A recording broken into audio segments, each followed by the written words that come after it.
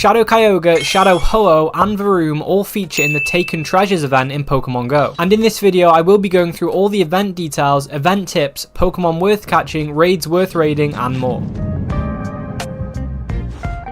The event begins on January 27th at 12 AM and ends on February 1st at 11:59 PM local time. For the bonuses, Team Go Rocket will be appearing more frequently at Pokestops and in balloons, and you'll be able to use a charge TM to remove frustration from your Shadow Pokemon. I will be going through some meta Shadow Pokemon later on in the video, so this might help you pick which ones to prioritize your charge TMs on. Giovanni is back for this event and he will have Shadow Kyogre for the first time in Pokemon Go, and it is catchable. The last part of the seasonal special research story will be unlocked from the start of this event, and you can progress through the tasks to get a Super Rocket Radar and challenge Giovanni. You can claim this seasonal research if you haven't already until March 1st, 2024 at 10 AM local time. So Shadow Ho-Oh will be making its 5-star Shadow Raid debut, and it will appear in raids from January 27th at 6 AM till January 28th at 10 PM local time, and it can also be shiny for the first time in Pokemon Go. So Team Rocket Grunts and leaders will be using different Shadow Pokemon during the event. These haven't been announced at the time of making this video, but when I do know the lineup, I will be making some video guides for beating the leaders and Giovanni, so if you need help beating them, you can check those guides out. There will be new Shadow Pokemon for the event: Shadow Corphish, Snorunt, Chimchar, Piplup, Croagunk, Dwebble, and Ferroseed. For the raids, in 1-star raids will be Alolan, Rattata, Meowth, and Grimer, and Galarian Zigzagoon. In 3-star raids will be both Weezing, Tyranitar, and Bombardier. In 5-star raids will be Therian Landorus, and Mega Steelix will be in Mega raids. In 1-star Shadow raids will be Alolan Sandshrew, Murkrow, Pineco, and Croagunk. In 3-star Shadow raids will be Cypher, Skarmory, and Golett. In 5-star Shadow raids, as mentioned previously, will be Shadow Ho-Oh. Varoom will be making its Pokemon Go debut during this event, but you can only get it from 12km eggs, which you get from defeating Team Go Rocket leaders. You can evolve Varoom into Revavroom with 50 candy. So in field research, you will be able to get tasks that will reward you with mysterious components, charged and fast TMs, and event-themed encounters. These encounters will be Ekans, Zubat, Koffing, Paldean Wooper, Hisuian Quillfish, Poochyena, Sableye, Croagunk, Scraggy, Mareanie, Bruxish, and Nimble. Those of these Pokemon that are shiny eligible will have a greater chance of being shiny than those found in the wild, so if you need any of these shinies, now would be a good chance to get them. I will be going through the meta relevances of these Pokemon and the Pokemon from raids later on in the video. There will also be event-themed showcases throughout the event, so keep an eye out for those. There will be a Team Go Rocket box for $10 on the web store that will get you 7 Rocket Radars, 7 Battle Passes, 7 Ultra Balls, and 7 Silver Peanut Berries. In the in-game shop, there will be a 300 Pokecoin bundle that'll get you an Incubator, a Rocket Radar, and a Battle Pass. And there'll be a $5 timed research that'll get you Stardust, XP, 1 Incense, 1 Incubator, 3 Silver Peanut Berries, event-themed encounters, and an event-themed avatar pose. I wouldn't really recommend buying that research unless you want the avatar pose. So that's all the details. Let's have a look at some tips that can help you make the most of this event.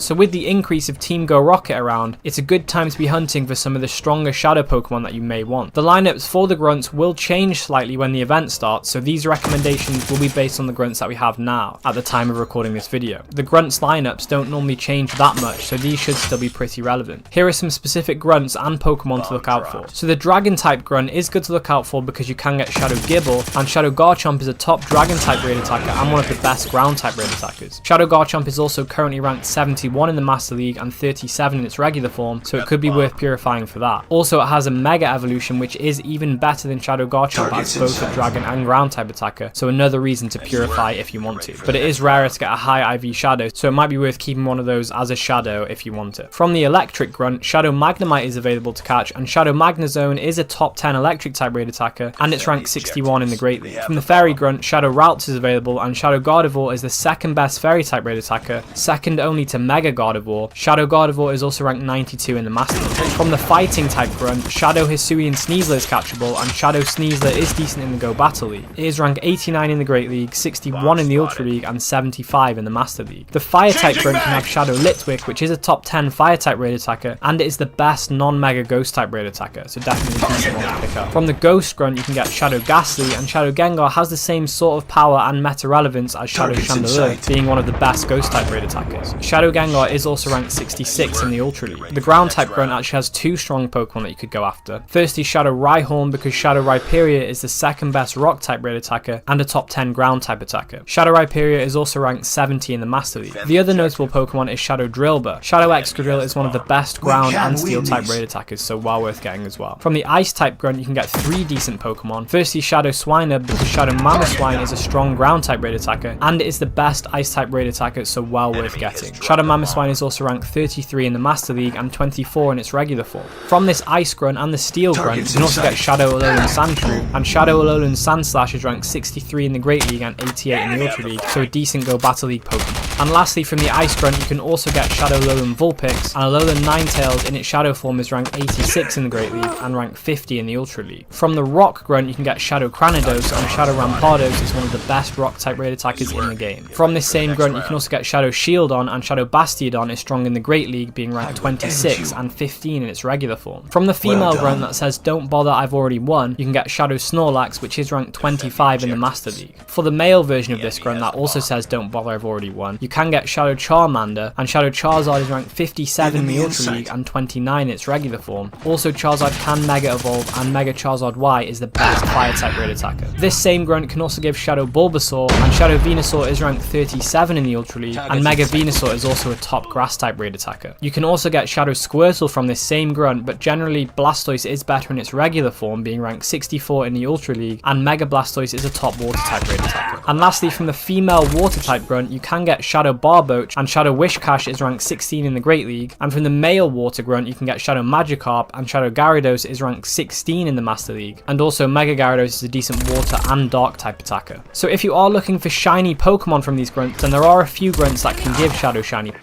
Listen, we can $14.99 a month for a streaming app, and $9.99 a month for a music app, and $12.99 for a fitness app, and more money for a bunch of other apps? That really adds up. So why not get YouTube Premium for just $13.99?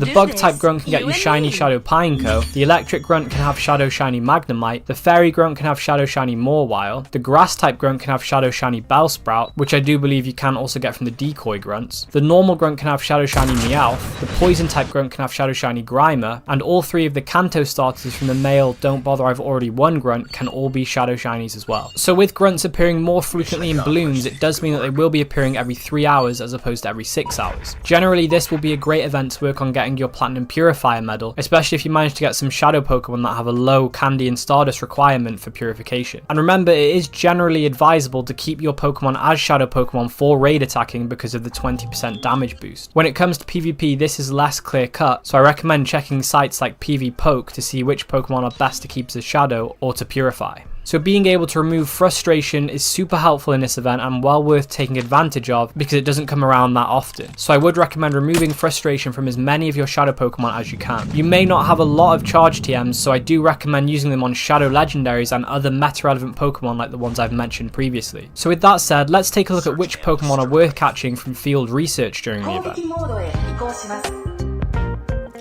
So Paldean Wooper is good because Clodsire is ranked 20 in the Great League, so a strong choice there. But it does want 0, 14, 13 IVs to be at its best, which would require trading to get close to. Sableye is of note because it does give a boosted 750 Stardust per catch. Croagunk will be available, and Toxicroak is ranked 80 in the Ultra League, but probably worth trying to get it from the wild because its perfect PvP IVs are 0, 15, 12. So if you want to get close to those IVs, it will be a lot easier to get from the wild where there's no IV floor. Scraggy's evolution Scrafty is ranked 35 in the Great League with 0, 8, 15 IVs, and it is ranked 53 in the Ultra League with 9, 15, 15 IVs. Again, it would be easier to get these IVs from the wild instead of the field research. It is a similar story for Mareanie, where Toxapex is ranked 27 in the Great League, but needing 0, 15, 15 IVs to be at its best. Unfortunately, with a lot of these Pokemon wanting low attack IVs for PvP, it's probably better to try and get them from the wild if you can, over field research where it has a 10, 10, 10 IV floor like it does in raids. But it is also good to note that even if you don't have the perfect PvP IVs, making sure you have the correct moveset is a lot more crucial. So even if you don't have the correct IV spread or anything close, you can still use these Pokemon well in the leagues that they're good in. Having the best IV spread for PvP becomes more important at the top ranks of play. So when it comes to raids, which Pokemon are worth your raid passes? Enemy in sight. For the 1-star raids, the only one that really could be worth it from a meta point of view would be Galarian Zigzagoon, because Obstagoon is decent in Go Battle League. It is ranked 101 in the Great League, 84 in the Ultra League, and 129 in the Master League. However, for the Great League, its perfect PvP IVs are 0, 14, 15, and in the Ultra League they're 0, 15, 13, which are impossible to get from raids with a 10, 10, 10 IV floor. You would need to trade with a low friendship level friend to get close to them, so I would recommend only raiding this if you are looking for a hundo for the Master League. For 3-star raids, Galarian Weezing is an option because it is ranked 68 in the Ultra League. It does want perfect PvP IVs of 8, 15, 15 to be at its best, which would again need trading to get. Tyranitar is in 3-star raids, and this is well worth raiding if you need a good one, because it is a top 5 Dark type raid attacker and a strong Rock type raid attacker as well. And in its Mega form, it is the best Dark type raid attacker and the 3rd best Rock type raid attacker overall. So it is a very strong raid attacker, and also Tyranitar is ranked 85 in the Master League. In 5-star raids, we will have Therian Landorus with its legacy move Sansear Storm. Again, I would recommend raiding this Pokemon because it is one of the best ground type attackers when it gets Sansear Storm, and it is currently ranked 39 in the Master League, which will most likely improve with the addition of Sansear Storm. Mega Steelix might be an option to raid if you need a Steel or a ground type Mega. Also, Steelix itself does have some relevance in PvP, being ranked 78 in the Ultra League. So out of these raids, I would put Tyranitar and Therian Landorus at the highest priority. Moving on to Shadow raids, in 1-star Shadow raids we have Shadow Alolan Sandshrew. This could be worth picking up because Shadow Alolan Sandslash is ranked 63 in the Great League and 88 in the Ultra League, but again, with the 666 IV floor of Shadow raids, I would recommend trying to get this Pokemon from Grunts instead, where there is no IV floor. Shadow Murkrow is an option because Shadow Honchkrow is a top 10 flying type attacker. In 3-star raids, Shadow Cypher is worth going after if you need a bug type raid attacker, because Shadow Sizzle is a top 10 bug type raid attacker, and you could also purify it to get a Sizzle that is able to Mega Evolve, because Mega Sizzle is an even better bug type raid attacker. Shadow Skarmory might be worth considering for Go Battle League, because it is ranked 40 in the Great League, but ranked 7 in its regular form, and it is ranked 30 in the Ultra League and 16 in its regular form. Again, there is an issue with the IV floors for the Great League, but Shadow Skarmory in the Ultra League wants Hundo IVs of 15, 15, 15 to be at its best, which is more likely to get. Getting a Shadow Skarmory and purifying it for Ultra League is probably the best play here. If you don't have many good ground type attackers, then Shadow Golurk could be worth going for because Shadow Golurk is a decent ground type raid attacker. And for the 5-star Shadow raids, Shadow Ho-Oh will be worth raiding because it is a decent fire type raid attacker, but also it is one of the best Pokemon in the Master League. Shadow Ho-Oh is currently ranked 11 in the Master League and ranked 6 in its regular form, so you could even raid Shadow Ho-Oh to get one to purify for the Master League if you wanted to. Plus, the purification will help you get to the Hundo with adding +2 to all IVs. So there are other events coming up in Pokemon Go after this event, and if you want to know more about these, then you should check out these videos next. Good pick. Let's go.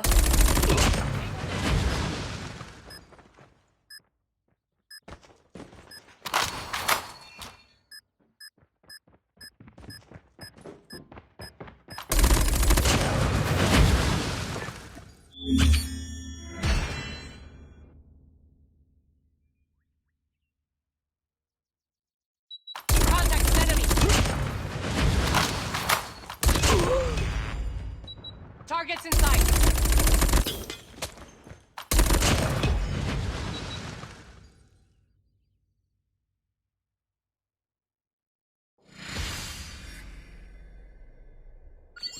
Nice work. Well done.